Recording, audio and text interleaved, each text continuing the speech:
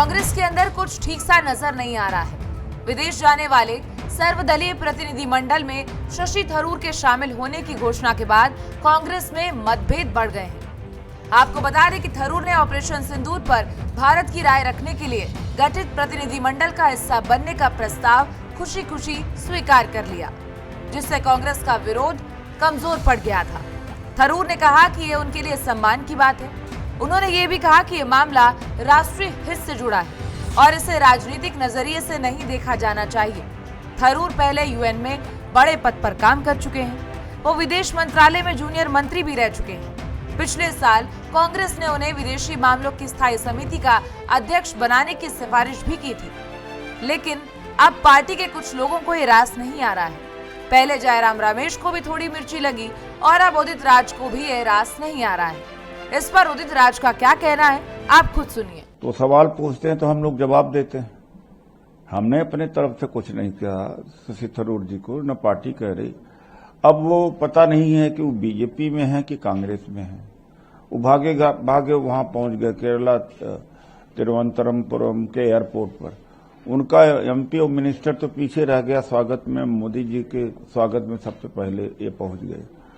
तो यह बात तो स्पष्ट नहीं हो पा रही है कि किस पार्टी में है वो, कांग्रेस में है कि बीजेपी में है, किसके प्रवक्ता है वो। तो सवाल वहीं से आ रहा है, हमारे तरफ से कोई हमला थोड़ी हो रहा है।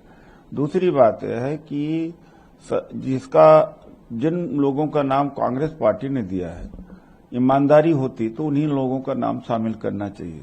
ये बेईमानी है मोदी जी की है, जिसके साथ जाते तोड़फोड़ करते हैं तो उनके पास में लगता है टैलेंट का अभाव है। मोदी जी का कोई पढ़ा लिखा बीजेपी में एमपी है ही नहीं।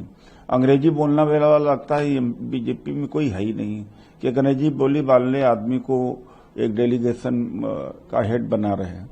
तो अंग्रेजी भाषी वालों को खोज लें फिर हो। मतलब थरूर साहब की योग्यता पहचान सिर्फ अंग्रेजी बोलना भर है मेनली, और क्या है? और क्या है?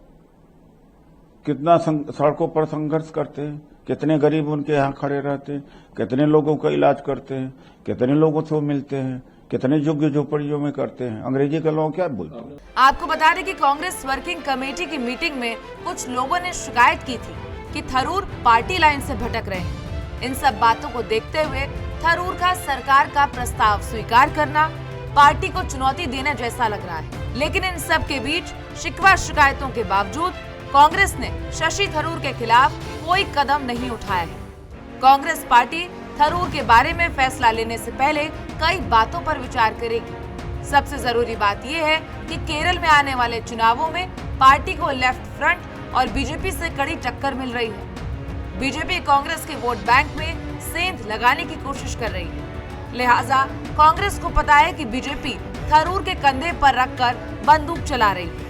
ऐसे में कोई फैसला लेने से पहले कांग्रेस हाईकमान विभिन्न पहलुओं पर विचार करेगी। दूसरा, शशि थरूर की छवि एक जेंटलमैन की छवि है। पार्टी नहीं चाहेगी कि उसकी पार्टी से कोई भी ऐसा व्यक्ति चला जाए। लेकिन अब सवाल ये है कि कांग्रेस इसको लेकर आगे क्या करने वाली है और क्या पार्टी के अंदर इस मामले को लेकर सब कुछ ठीक है भी या नहीं।